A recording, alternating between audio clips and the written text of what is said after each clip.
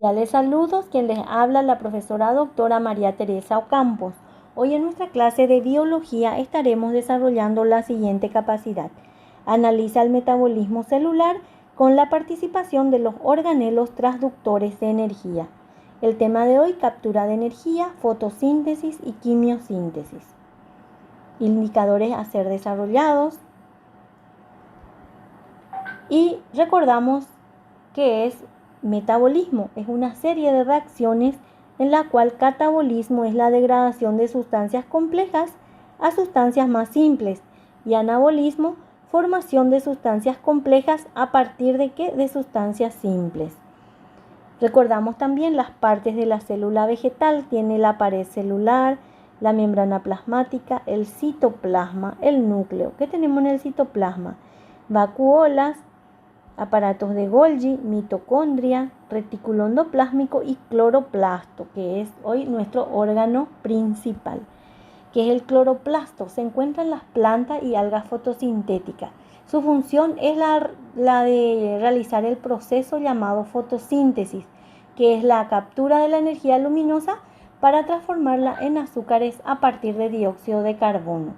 ¿Cómo está formada? Está formada por una membrana externa, una membrana interna, un espacio intermembranol, tiene una cavidad o estroma y también tienen los tilacoides que están suspendidos de la membrana interna. Los sacos tilacoides apilados constituyen lo que es la grana o granum.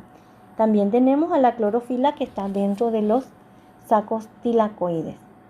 Bueno, las plantas y algas son seres autótrofos, mientras que los animales no elaboran su propio alimento, sino que se alimentan de sustancias orgánicas elaboradas.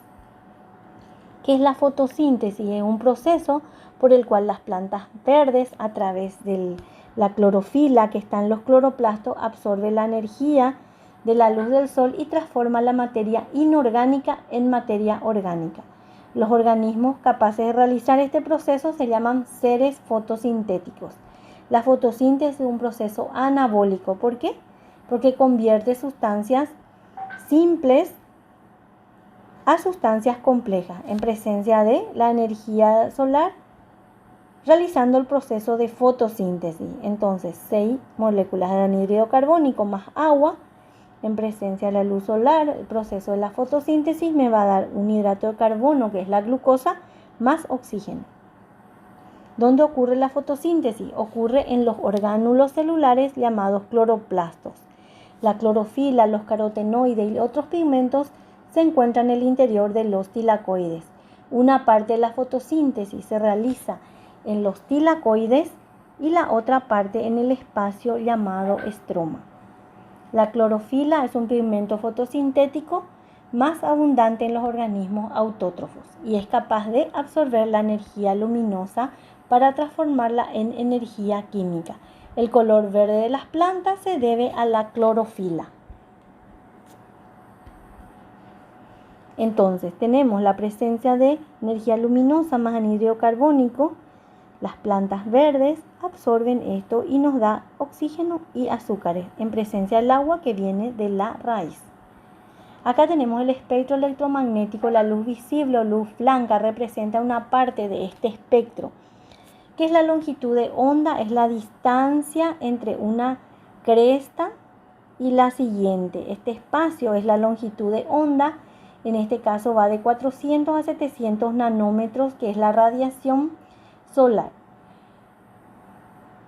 Y las pequeñas partículas de este paquete de energía se llaman fotones.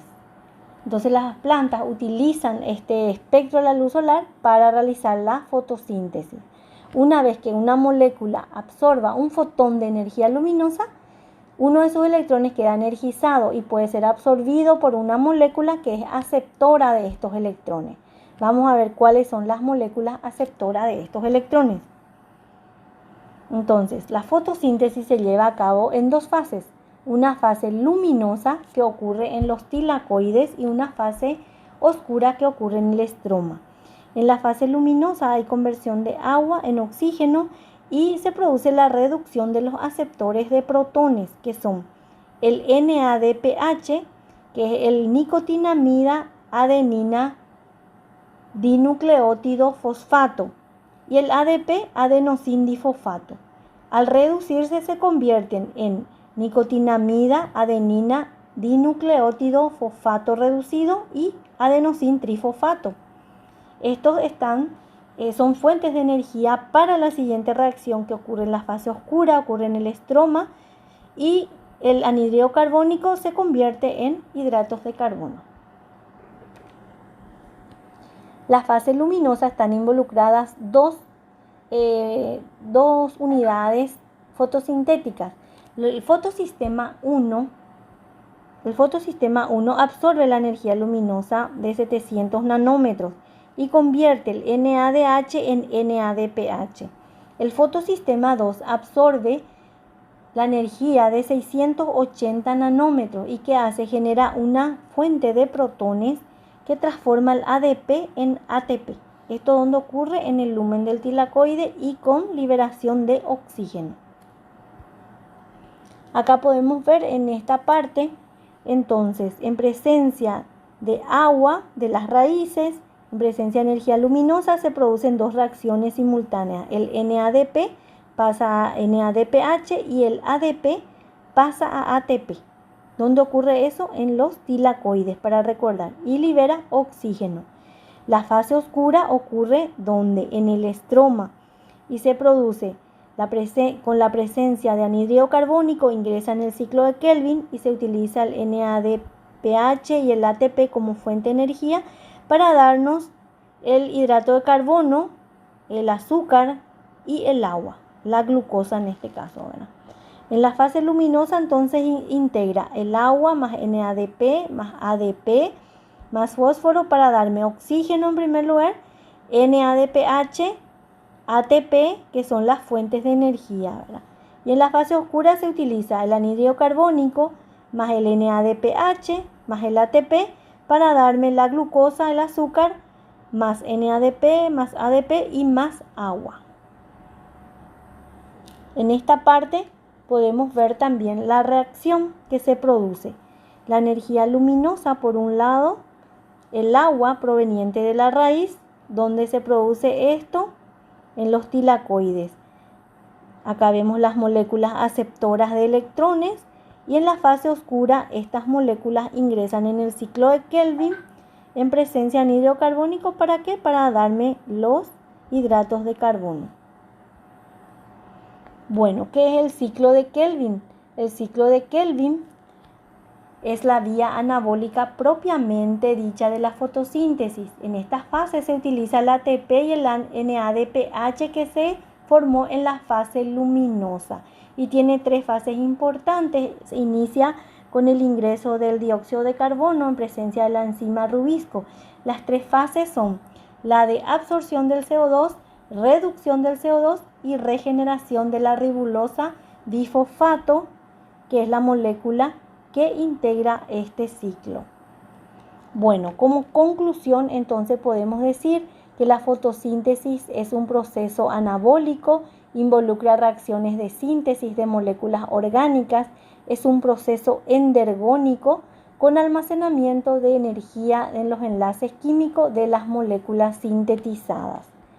También existen los compuestos que son quimioautótrofos y se nutren por quimiosíntesis. La quimiosíntesis es un proceso en el cual organismos obtienen la energía a partir de la oxidación de moléculas inorgánicas reducidas, como vemos en el ejemplo, el sulfuro de hidrógeno y el hierro o amoníaco también puede ser, y esta energía es capturada y subsecuentemente para la fijación del carbono.